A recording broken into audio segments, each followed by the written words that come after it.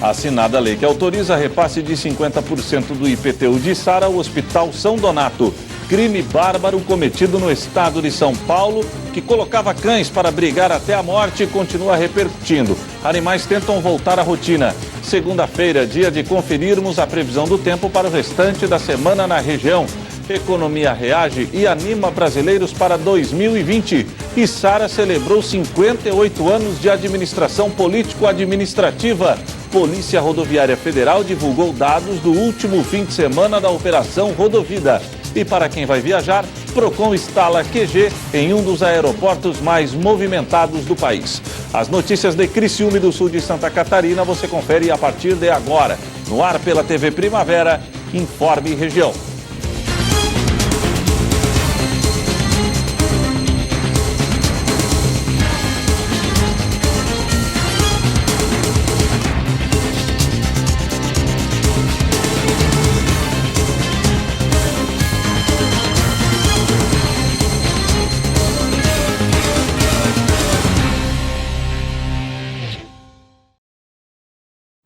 Hoje é segunda-feira, a última segunda-feira do ano, dia 30 de dezembro de 2019. Para você que sintoniza a tela da TV Primavera, uma boa noite. Assinada a lei que autoriza o repasse de 50% do Imposto Predial e Territorial Urbano, o IPTU de Içara, para o Hospital São Donato. Confira na reportagem da jornalista Débora Correia. Uma iniciativa que deve dar mais segurança financeira para o Hospital São Donato. O prefeito de Içara, Murialdo Gastaldon, sancionou na manhã desta segunda-feira o projeto de emenda à lei orgânica, que destina um valor mínimo de 50% dos repasses do Imposto Predial e Territorial Urbano, o IPTU, ao Hospital São Donato. Esse repasse já estava sendo feito pela prefeitura nos últimos anos, mas a lei garante que isso siga, pelo menos, pelos próximos 10 anos. Esse ano, aproximadamente 3 milhões foram repassados ao hospital e que esse ato, com essa lei, a gente garante que todos os gestores futuros, passem os mesmos valores e a nossa população de Içara continue sendo atendida com maior qualidade, com maior eficiência possível. Para a unidade hospitalar, a assinatura dá garantia dos recursos para os próximos anos e traz segurança. Então agora nós vamos trabalhar em cima da comunidade para que pague o IPTU em dia e que isso vai refletir diretamente na receita do Hospital São Donato para 2020. Isso dá uma garantia de planejamento para o hospital e uma garantia que nos próximos 10 anos, seja qualquer prefeito que assuma, ele tem a responsabilidade de pagar para a instituição 50% daquilo que arrecada de IPTU. Então agora é lei, aprovada por unanimidade pelos vereadores, encaminhada pelo prefeito municipal de Içara e que hoje se torna a realidade, era um sonho só e isso é um exemplo para o Brasil inteiro. A secretária de Saúde de Içara reforça que o repasse é um investimento na saúde e que essa responsabilidade da prefeitura em consolidar a transferência é essencial para o funcionamento dos serviços. A gente começa lá na atenção básica e para que toda essa situação se complete, o hospital é fundamental para o atendimento à população, desde do PS, do pronto-socorro, até a alta complexidade, que hoje nós temos a UTI e estamos aí daqui a pouco implantando outros de alta complexidade, outros serviços de alta complexidade. Então isso vai ser, na verdade, um complemento importantíssimo para a saúde de Içara. Hoje foi um ato de extrema importância que nós acreditamos que vai melhorar muito a condição da população içarense. Valores que são fundamentais para o funcionamento do hospital. O diretor administrativo reforça que sem esse repasse seria difícil equilibrar o orçamento. Com certeza o hospital não teria as mínimas condições de funcionamento. Hoje atendemos 4.500 a 5.000 pessoas no nosso pronto-socorro. São pessoas, depois da habilitação dos 10 leitos de UTI de mais alta complexidade, que é o bombeiro, o SAMU, encaminha para o Hospital São Donato. Então isso vem elevando o nosso custo de manutenção da nossa instituição. Então isso é um ato bastante importante e relevante para o hospital. E a expectativa é de que o repasse só aumente a partir de um aumento na arrecadação do IPTU. para 2020 nós esperamos que a receita de IPTU do município ela vai ser crescente. Então, se o município arrecadar em torno de 7 milhões de IPTU em 2020, 3 milhões e meio serão do hospital. Isso será um incremento de R$500 mil. O que representa R$500 mil para o hospital de Sara? Uma folha de pagamento, o pagamento do 13º. Então isso vem nos aliviar no nosso dia a dia, na nossa perspectiva futura de planejamento e de crescimento do Hospital São Donato. Uma ação feita a muitas mãos e que agora depende da compreensão da população para que valores cada vez maiores sejam encaminhados ao hospital. Um tripé, né? O prefeito teve a ideia, os vereadores encamparam essa ideia, votaram por unanimidade, o prefeito sancionou, a diretoria do hospital trabalhando e vai trabalhar, e vai ser um avalista, e vai ser um garoto propaganda para que as pessoas agora façam a parte dela, né? Os vereadores fizeram uma parte, o prefeito fez a sua parte, né? E agora esperamos que toda a comunidade então pague em dia o seu IPTU para que o Hospital São Donato receba esse 50% cada vez maior. 33 cães da raça Pitbull começaram a recuperar a saúde. Os cachorros foram resgatados de uma rinha na cidade de Mairiporã, na Grande São Paulo, onde matavam para não morrer.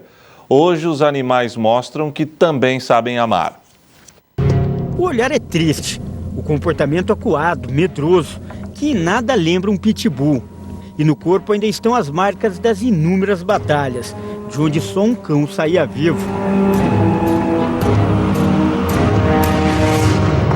O Bob é um dos sobreviventes da rinha que funcionava em Mairiporã, na Grande São Paulo. Ele é um dos cães que aparecem brigando no vídeo gravado pela polícia. Além dele, outros 15 animais foram resgatados do local e agora estão sob os cuidados de uma ONG na Grande São Paulo. Já está sendo feito um trabalho de socialização, porque o comportamento com o ser humano, eles sempre foram muito dóceis, só que tinham um pouco de medo. E agora estão perdendo, estão começando a trabalhar isso para tirar todo esse trauma. Qual que é o objetivo desse trabalho? O objetivo é deixar um cão feliz, tentar tirar o máximo do trauma deles para poder introduzir na sociedade. O primeiro passo é o atendimento veterinário. Além de curar as feridas causadas pelas brigas, os cães estão passando por uma desintoxicação. Isso porque os animais eram dopados para brigar. Muitos dos apostadores, né, dos criadores que estavam lá, eles usam principalmente de adrenalina, né, além dos anabolizantes.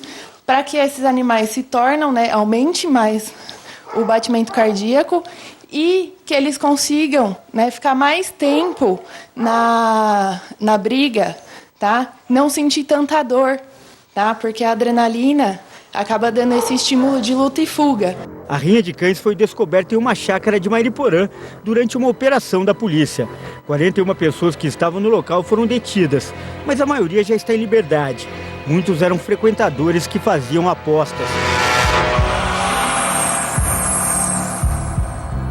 Notas fiscais encontradas no sítio onde funcionava a rinha indicam que alguns animais chegaram a ser comprados por R$250 mil.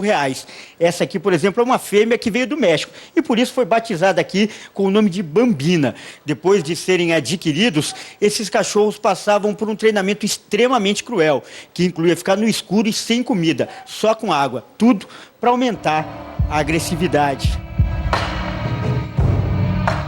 O treinamento para a rinha é duro. É duro porque são vários treinamentos. O mais conhecido é fazer um buraco no chão, joga um pitbull lá dentro, ele fica dias sem comer, só dá água para ele.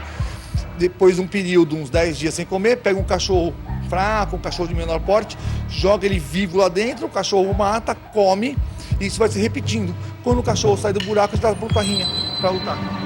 O responsável pela ONG afirma que, apesar do histórico, os animais são dóceis e não oferecem qualquer perigo aos seres humanos. O problema é que eles foram treinados para atacar outros cães e por isso está sendo realizado um processo de ressocialização. O objetivo é que, em breve, esses cães fiquem disponíveis para adoção.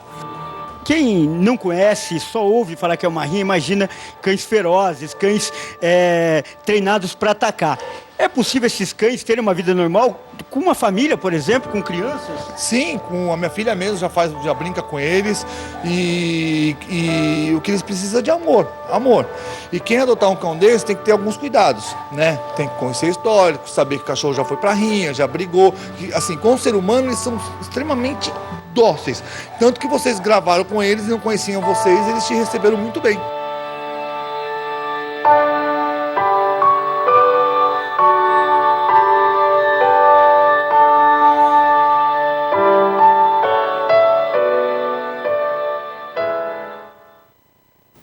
A seguir, Içara celebrou hoje 58 anos de administração político-administrativa.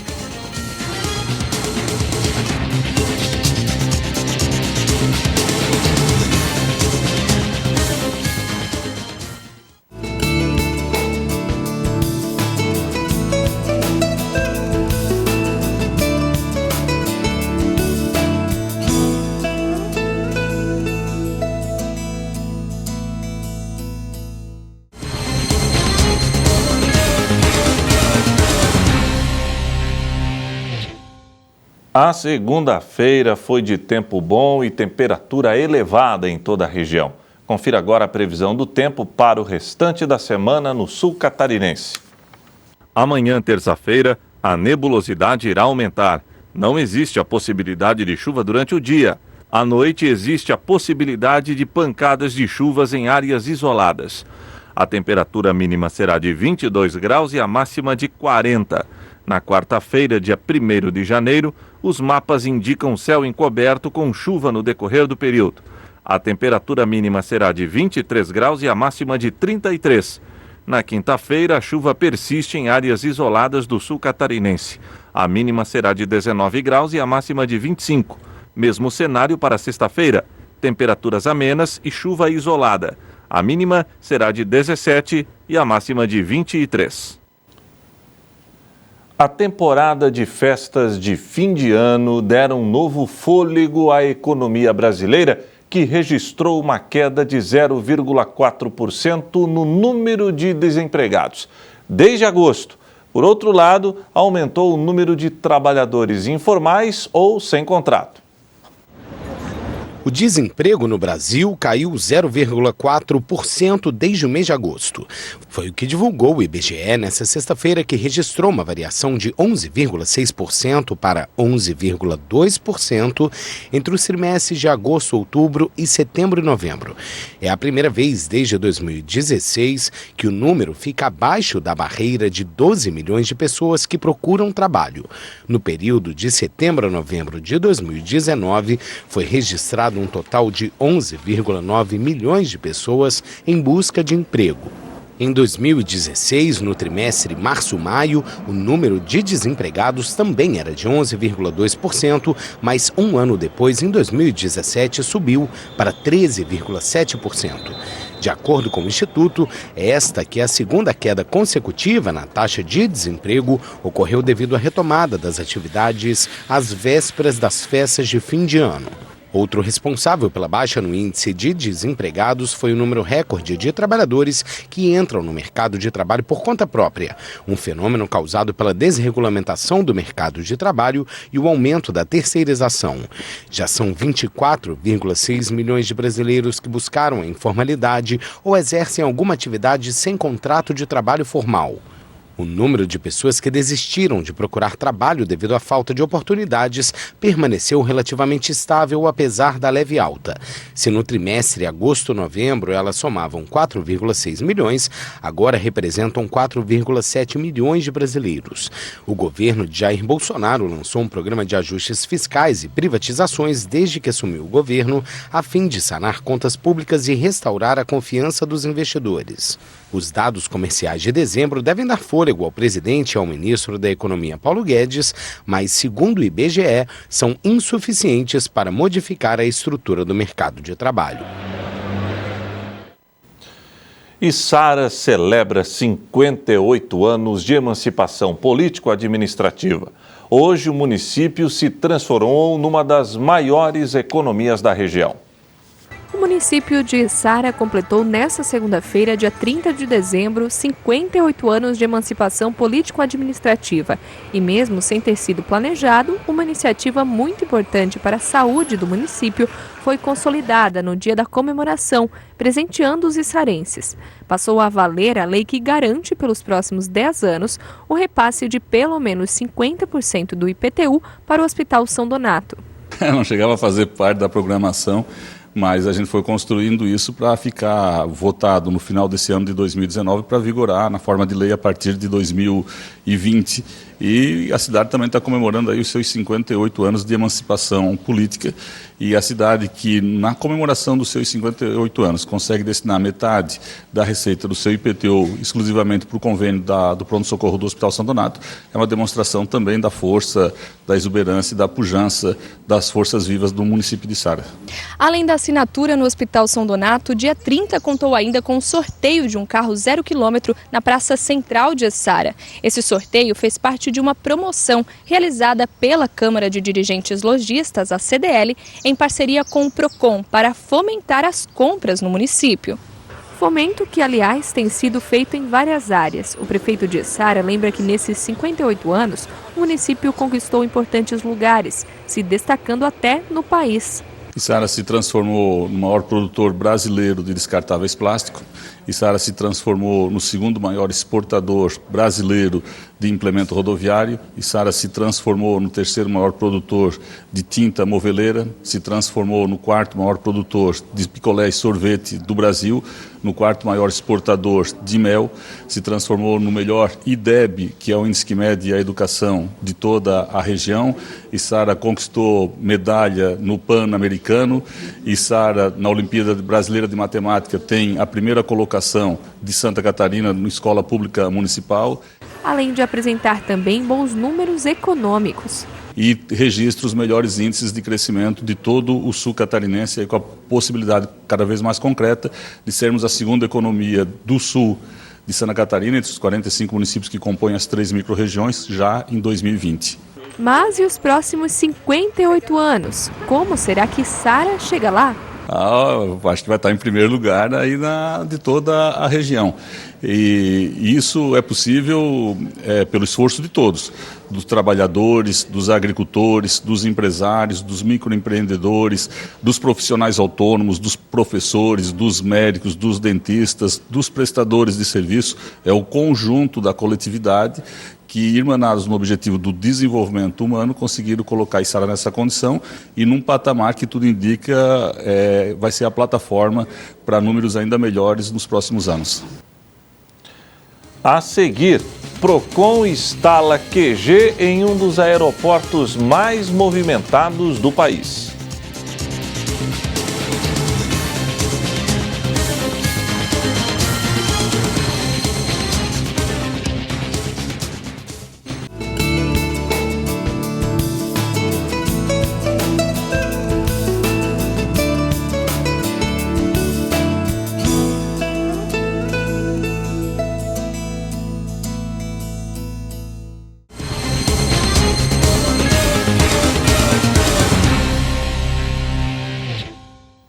A Polícia Rodoviária Federal divulgou dados do último fim de semana da Operação Rodovida.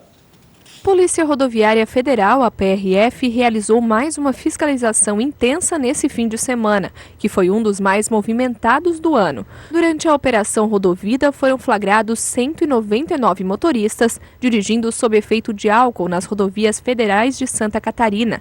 Além disso, outros 312 ocupantes de veículos foram flagrados sem cinto de segurança e 198 motoristas foram autuados por realizarem ultrapassagens em local proibido. Um dos temas da Operação Rodovida deste fim de semana foi a fiscalização do uso de cadeirinha para crianças. Foram flagrados 74 veículos transportando crianças sem o uso do equipamento.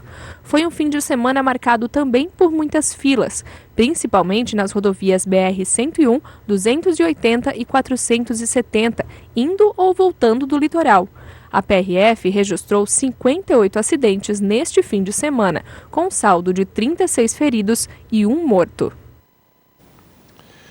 Equipes do PROCON promoveram uma ação no aeroporto de Congonhas, na zona sul de São Paulo, para prestar esclarecimentos sobre os direitos dos passageiros.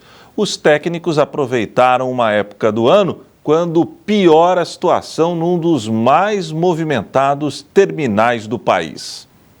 Para não se atrasar, parece que todo mundo resolve chegar ao mesmo tempo. É nesse momento que começa a confusão. Filas que parecem intermináveis, demora no atendimento, falta de instrução e por aí vai.